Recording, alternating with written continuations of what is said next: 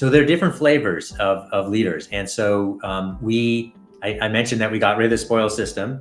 It's largely true, but not entirely true. We still have 4,000 political appointments that a new president typically makes. I think that is actually a vestige of the spoils system, and there are way too many of them. By way of contrast, our peer democracies in the world count their political appointees in the tens, not in the thousands. You don't need that many and to make sure that the government's doing what you want it to do. So it is typical for a president to change over those political appointees that are in policy roles or that lead most agencies. It is not typical. In fact, it is not just not atypical, it's wrong to get rid of people like inspector generals. And the reason why is that while they are classified as political appointees, they are they're nonpartisan. And the intent there, again, is the cop on the beat. You actually want people who aren't beholden to a specific president, but who are beholden to the public's interest. And they, in effect, report not just to the president, but to Congress as well. So in the past, there have been efforts to remove inspector generals. Congress usually reacts very strongly to that and pushes back. We are not seeing that pushback. One of the more troubling aspects of what is happening today is that Congress is not standing up for its constitutional role in this process. They are not overseeing in a fulsome way the choices that they're supposed to make, and protecting the inspector generals is a prime example of that.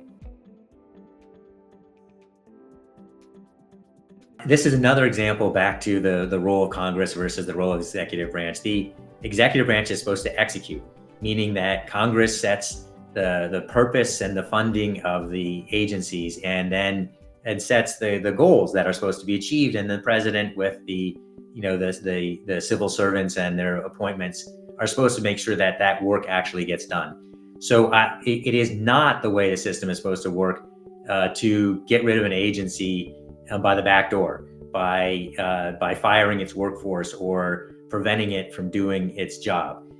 If a president wants to change the purpose of an agency, it's supposed to go to Congress and say, this is the change that we need, and go through the political process, but not unilaterally do it.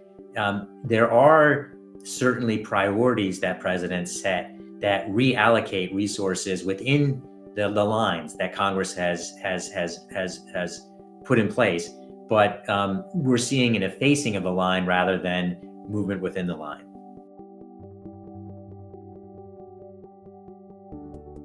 Well, there has never been a special government employee like Elon Musk. It's worth noting that he wasn't originally designated a special government employee, and he's certainly not acting like one. And it is deeply troubling for a whole bunch of reasons. But I will try to answer your question and then maybe continue just a little bit further.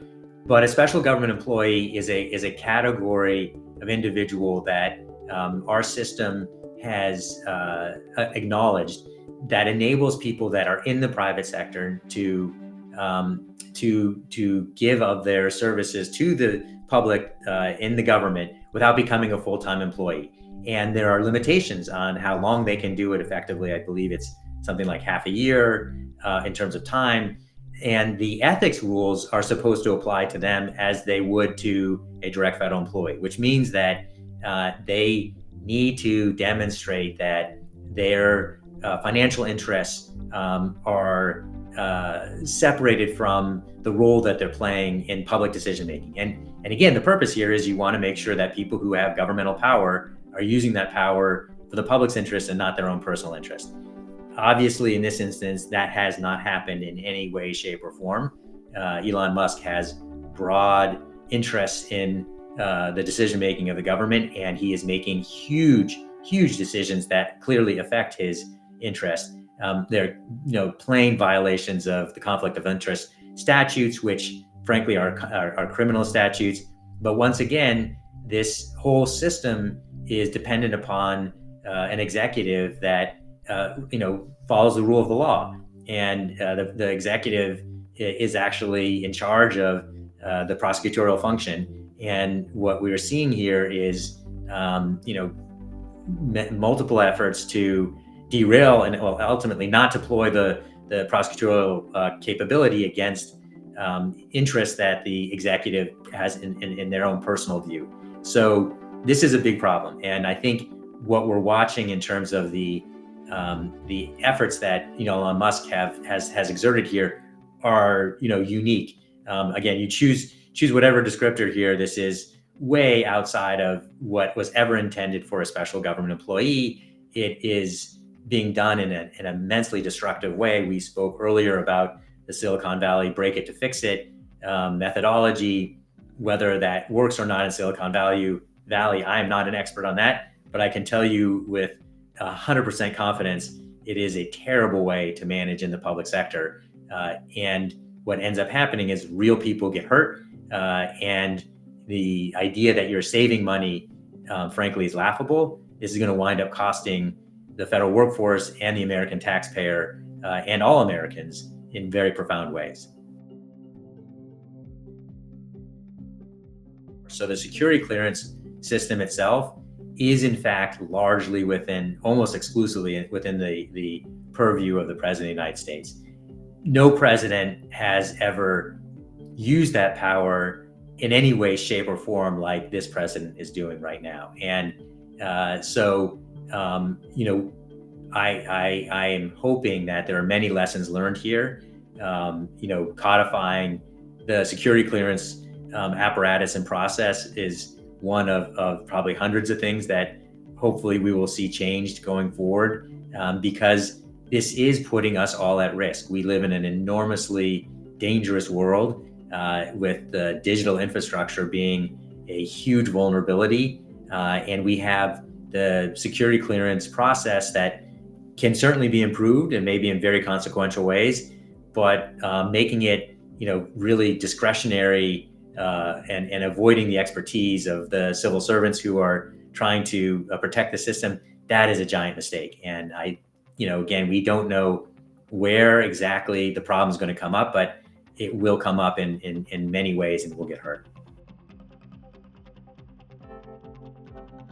It is heartbreaking. And I think your question is a very important one, because these are human beings and they are not being treated as such. I don't know of any environment professional environment where people should be treated in this way, and certainly not people who are dedicating their professional time to trying to serve the public.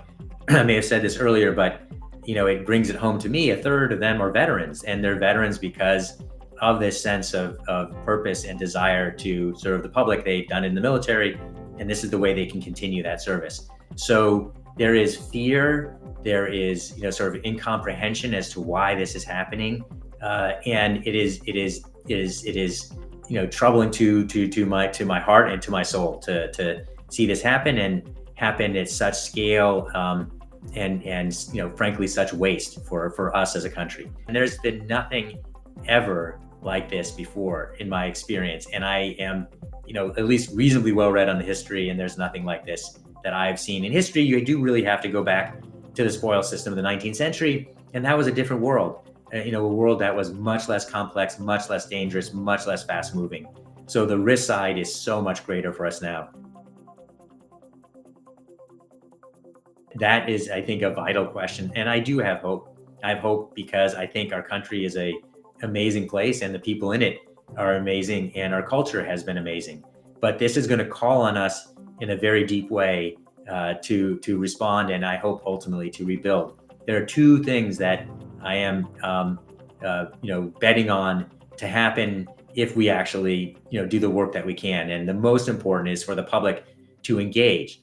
I mentioned the spoils system again. The last time that I know of in history where the public actively was concerned about the nature of our government was on the heels of the spoils system in the 19th century, because they saw the consequences of poor government and of corruption and incompetence, and they activated and they changed things. And I think we need a public to pay attention, to understand what is happening, to understand the causation of the things that are happening now and bad things that will happen, to engage and to understand that there's a better path, and to actually activate for that better path. And that's the second thing that I'm hoping for, which is we do have a government that frankly has not kept up with the world around it. It's a legacy institution. But to be clear, it's not the fault of the civil servants. It's been leadership of both parties, frankly, who have not modernized our government. It does need improvements, and I think there's that opportunity today to take a different path than the one we're on right now. And my hope, again, would then be active public interest, caring about what we have, and an improved reform government. And those things are things we should all be working towards.